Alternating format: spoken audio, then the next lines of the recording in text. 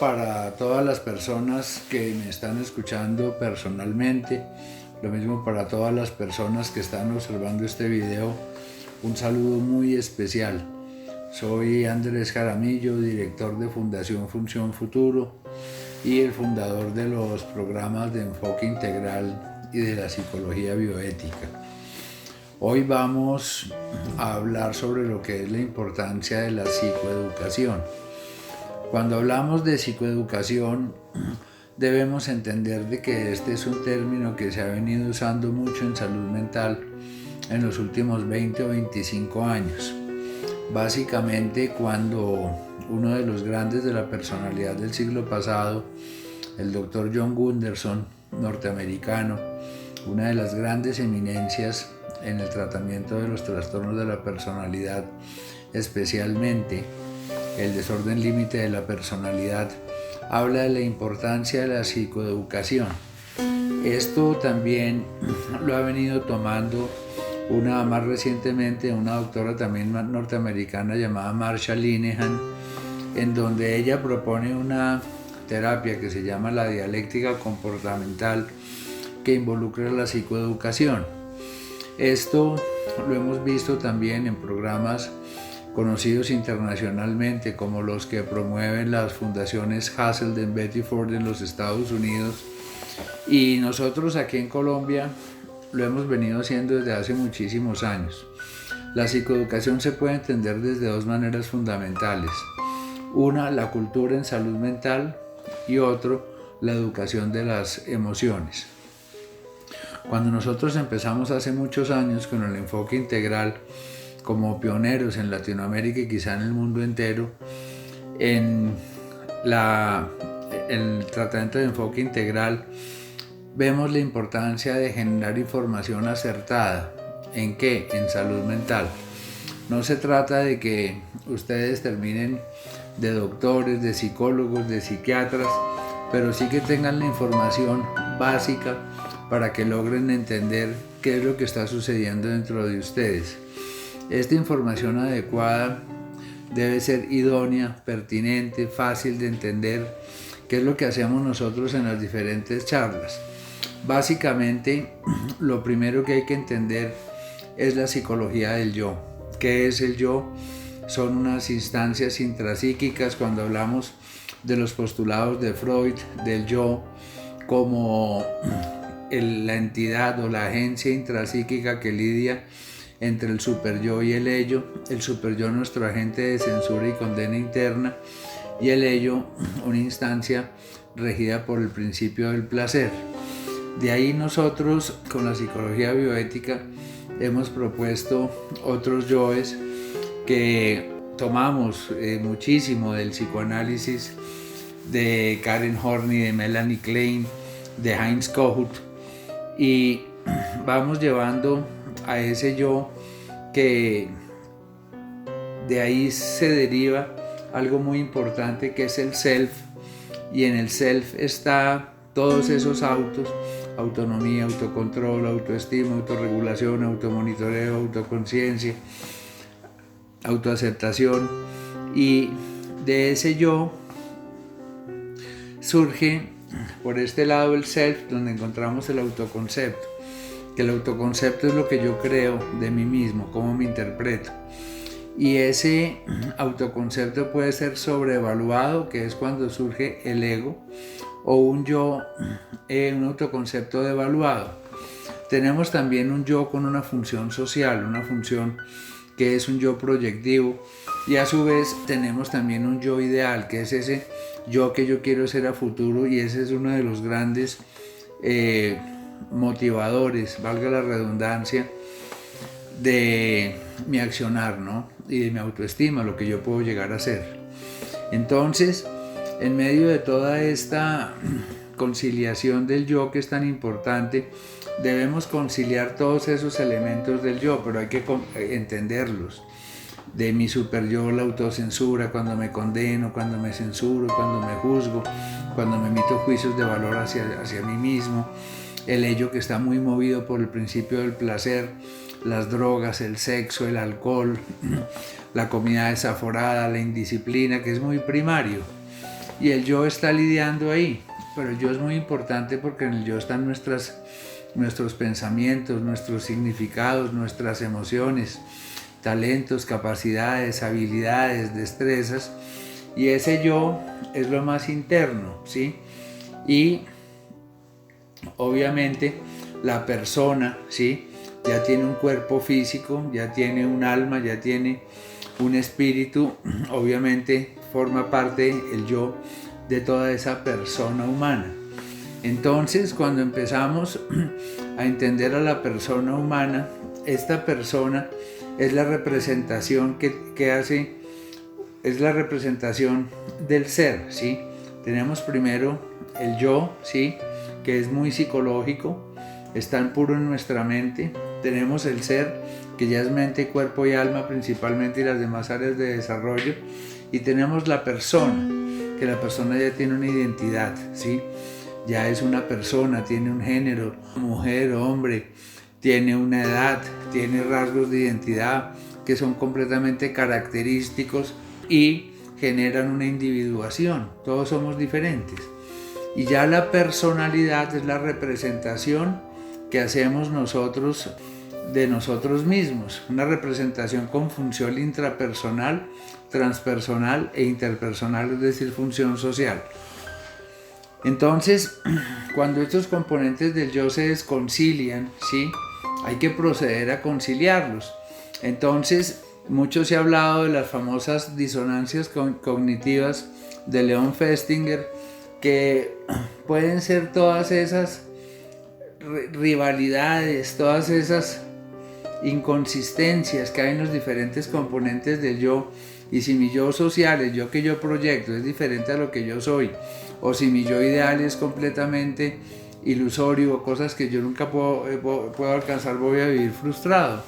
Entonces es muy importante entender de que cuando el yo está desalineado, surgen las defensas primarias. Entonces, estas defensas se llaman mecanismos de defensa porque están para protegernos de la neurosis y de la psicosis, ¿no? Entonces, pero no pueden ser desproporcionadas porque si no se vuelven en algo autodestructivo, como la negación, justificación, externalización, proyección, regionalización, disociación, divagación. Todas estas defensas que es muy importante irlas manejando, que las iremos manejando en otras charlas. Ya cuando las cosas empiezan a matizar, si le damos una función social a toda esta psicoeducación, debemos entender, según la psicología bioética, la importancia de las neurosis sociales. Una de las grandes del psicoanálisis, Karen Horney, discípula de Freud, ella propone las necesidades neuróticas, pero evidentemente todas tienen una función social porque se dividen en tres grupos fundamentales. Afianzamiento, que es cuando me afianzo a las personas, dependo de ellas. De alejamiento, cuando me alejo del grupo social, o de hostigamiento, cuando ataco al grupo social. Entonces, es muy importante ir reconociendo si en nosotros mismos tendemos esa tendencia a afianzarnos de la mamá, de la pareja, de los amigos, o si más bien tenemos esa tendencia al aislamiento, al retraimiento, o si tenemos esa manera de ser, de hostigar a nuestro prójimo, lo que amerita revisión. Entonces, con la psicoeducación vamos entendiendo la importancia no únicamente de conocer y tener información vacía en la cabeza, sino de ir accionando cambios desde el conocimiento, porque se trata en la psicoeducación de psicología bioética. El cambio se propone, se logra a través de una serie de procesos, es decir, que mi motivación primero debe llegar a conocer qué es lo que debo cambiar. Entonces lo primero es identificar qué es lo que debo cambiar como un acto racional, de ahí pasar a aceptarlo, y en medio de esa aceptación, cuando es genuina, cuando es legítima, van a surgir las motivaciones tanto intrínsecas como extrínsecas para accionar los cambios, que es la tercera parte. Entonces primero identifico, después acepto, después acciono el cambio, y por último es el sostenimiento, es decir, debemos sostener los cambios instaurados, adaptarnos a ellos. Entonces, por la psicoeducación yo voy logrando hacer eso. Y ya por último, la personalidad se va desorganizando. Entonces, ya cuando estas neurosis sociales ya empiezan a ser más patológicas, a cobrar más dimensión, que todos las tenemos de una u otra manera, empiezan a impactar sobre la personalidad. Entonces el yo empieza en disonancia, empieza a desconciliarse, va a producir defensas primarias que se hacen patológicas, esas defensas van a ir a generar neurosis sociales y esas neurosis sociales van a terminar generando un desorden de la personalidad. Entonces es muy importante la personalidad porque el 85% de los adictos diagnosticados tienen rasgos de personalidad o está la personalidad comprometida e involucrada con la adicción. Entonces, básicamente hay que entender muchísimo la importancia de conocerme a mí mismo y mirar en qué grupo de personalidad estoy. Porque básicamente los desórdenes de la personalidad se catalogan en 3 clústeres, el clúster A, el clúster B, el clúster C, en donde en el A tenemos personas raras, excéntricas, con tendencia al aislamiento, muy exacerbados a la pensadera, a pensar demasiado, como planos en la emoción. Ya en los clúster B tenemos a las personas muy inestables en sus emociones, que tienden a hacer despliegues de emoción violenta, colérica, o se repliegan hacia la amargura, inestables en el autoconcepto, donde vamos encontrando también los rasgos clúster C, que son las personas ansiosas. Entonces, en el A vemos los rasgos paranoides, los rasgos esquizotípicos y los rasgos esquizoides. Esquizotípicos, pensamientos muy raros, mágicos. Vemos en el paranoide ver enemigos donde no los hay. Y vemos en el esquizoide una excesiva tendencia al aislamiento. Y ya en el B vemos el antisocial, que no respeta las emociones del prójimo, no respeta las normas. Vemos el narcisista, que tiene un gran sentido de autoimportancia completamente desproporcionado, grandiosidad, protagonismo. Vemos el histriónico, que es similar al narciso, pero no tiene ese tanto sentido de autoimportancia, sino se va más bien hacia el protagonismo, hacia ser el centro de atención, hacia las payasadas, a las cosas. Y por último tenemos el desorden límite de la personalidad, que es el principal de los inestables, inestabilidad en autoconcepto, un gran núcleo es dependiente y un gran temor al abandono real o imaginado, un gran dramatismo emocional en todos los clúster B. Y ya en los C encontramos nosotros todo lo que es el desorden evitativo de la personalidad de la persona, que evita el abordaje social por temor al rechazo. Vemos el trastorno por dependencia, que es la persona que transfiere responsabilidades y decisiones a otros seres humanos. Vemos en algunos catalogan también el pasivo agresivo ahí, que es la persona que quiere hacer daño pero no lo hace abiertamente, entonces lo hace encubiertamente. Vemos el desorden de personalidad obsesivo compulsivo, que se diferencia del trastorno obsesivo compulsivo, porque este es el desorden de personalidad obsesivo compulsivo, que es diferente al trastorno de personalidad obsesivo compulsivo, ya que el trastorno de personalidad obsesivo compulsivo es un trastorno, si bien de la ansiedad, involucra siempre comportamientos para mitigar la ansiedad. En cambio, el desorden de personalidad obsesivo compulsivo es una persona que es muy ansiosa por la perfección, que todo tiene que ser perfecto, es extremadamente psicorrígido, meticuloso. Entonces, vemos que es muy importante trabajar en la personalidad también.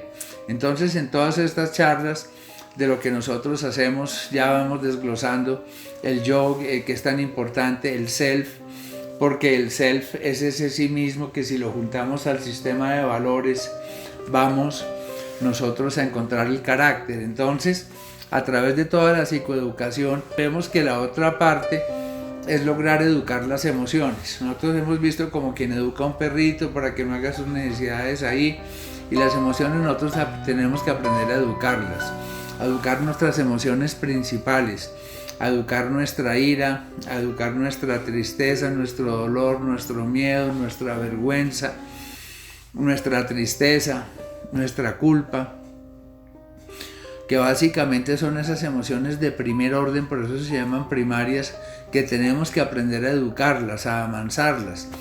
No podemos caer en el cuentico de que hay emociones negativas. Eso ha sido una de las propuestas de la psicología social que hoy en día se está reevaluando, porque la gente piensa, uy, emociones negativas, yo no quiero sentir eso. No, lo primero que nosotros tenemos que entender para hacer psicoeducación es que todas las emociones están instauradas por la evolución para sobrevivir.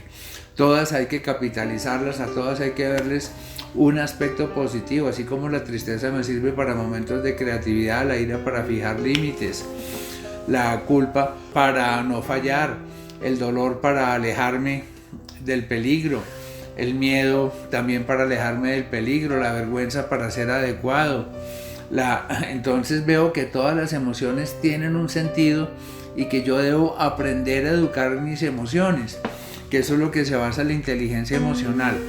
Entonces la psicoeducación nos va a producir cultura emocional, inteligencia emocional, que es absolutamente necesarios para llegar a ser asertivos y resilientes.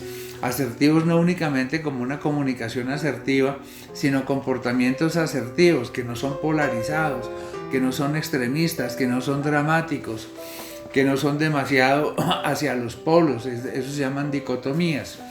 Entonces, como entendemos, el programa Función Futuro involucra mucha psicoeducación a través de las charlas, de todo lo que hacemos. Estamos educando a las emociones, uno desde la cultura, desde la información, que es lo que hacemos con estas charlas, y lo otro es a través del fomento de los valores interiores. Entonces, lo que tratamos es de que ustedes vayan hacia valores interiores como la racionalidad, hacia la responsabilidad, hacia la disciplina, hacia la honestidad, que es absolutamente importante, porque el que quiere hacer contra la enfermedad, ahí está el acróstico, que hacer empieza por H, las 3 H's, honestidad, honradez y humildad son básicas, las 3 A's, que son amor, aceptación y acción, o también podemos incluir ahí la asertividad, las 3 C's, que son conocimiento, convicción y compromiso, las 3 E's, que son energía, empatía y entusiasmo, y las 3 R's, que son resiliencia, respeto y responsabilidad. Entonces, como vemos, todo esto hay que verlo como valores interiores, y los valores son fundamentales porque desde los valores modificamos el self, desde el self modificamos el yo y lo conciliamos, desde el yo modificamos la persona y desde la modificación de la persona cambiamos la personalidad. Entonces los valores son absolutamente necesarios. No nos olvidemos nunca de la disciplina, porque cuando nosotros logramos autodisciplina vamos a ir elevando nuestros niveles de dignidad, que son absolutamente importantes. Así hayamos estado abatidos, golpeados por la vida, por la adicción, por tantos problemas. Cuando rescatamos y restauramos la dignidad nos blindamos contra el consumo, porque surge ese amor propio absolutamente sano, que es el sano orgullo y el sano amor propio, que es lo que va a nutrir realmente la autoestima. Muchísimas gracias a todos por escucharme, que Dios los bendiga.